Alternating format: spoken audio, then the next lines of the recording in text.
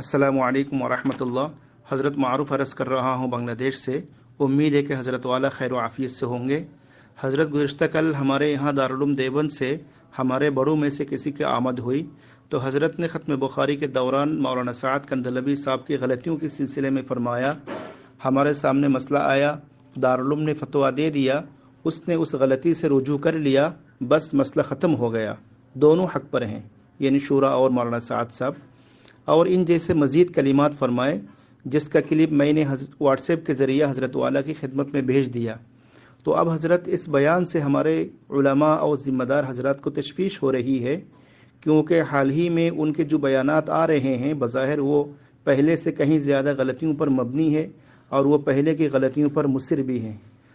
اب ہم حضرت والا کی طرف رجوع کرنا مناسب سمجھتے ہیں کہ واقعی اب دارالعلوم دیوبند سے ان کا مسئلہ ختم ہو چکا ہے اور وہ حق پر ہیں، اور کیا دارالعلوم دیوبند کو ان کے بیانات اور ان کے رجوع پر اطمینان ہے؟ برائے کرم اگر حضرت والا اس سلسلے میں کچھ رہنمائی فرماتے تو یہ ہمارے لیے باعث اطمینان ہوتا۔ اللہ تعالی حضرت والا کا سایہ اس امت مرحومہ پر قائم و دائم فرمائے۔ والسلام علیکم ورحمۃ اللہ۔ السلام علیکم ورحمۃ اللہ وبرکاتہ۔ بھائی مولانا معروف صاحب، میں نے آپ کا پورا میسج سنا۔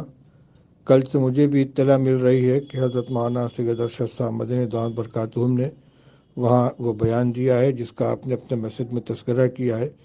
ہمیں سن کر بہت حیرت ہوئی، اس لیے کہ مولانا سعد صاحب نہ دارالعلوم میں آئے ہیں، نہ ہم لوگوں سے کسی سے ملاقات ہوئی ہے۔ ذاتی طور پر مولانا ارشد صاحب کے یہاں وہ آئے ہیں، وہاں دعوت کھائی ہے، اور ان لوگوں کی کیا گفتگو ہوئی ہم نے نہیں سنا ہے۔ نہ وہ دارالعلوم میں آئے، نہ کسی مسئلے سے ہمارے سامنے انہوں نے رجوع کیا ہے، نہ اپنے پہلے بیانات سے انہوں نے اپنے یعنی اس سے رجوع کا کوئی اعلان کیا ہے۔ اور جہاں تک بیانات کا تعلق ہے تو میرے ذاتی علم میں یہ بات ہے کہ ان کے بیانات اسی طریقے سے جاری ہیں۔ جنوری کے آخری ہفتے میں ارشادات اکابر کے نام سے جو ان کے بیانات کا مجموعہ شائع ہوا ہے وہ میرے سامنے موجود ہے۔ اس میں بھی وہی ساری باتیں ہیں انحراف کی جو پہلے وہ کہا کرتے تھے۔ اس لیے مولانا ارشد صاحب دامت برکاتہم نے جو کچھ کہا ہے وہ ان کی ذاتی رائے ہو سکتی ہے۔ دارالعلوم دیوبند کا نہ موقف میں کوئی تبدیلی ہوئی ہے، نہ اس کی طرف سے کوئی اعلان ہوا ہے۔ آپ چاہیں تو اس وضاحت کو دوسروں تک پہنچا سکتے ہیں۔ السلام علیکم ورحمۃ اللہ وبرکاتہ۔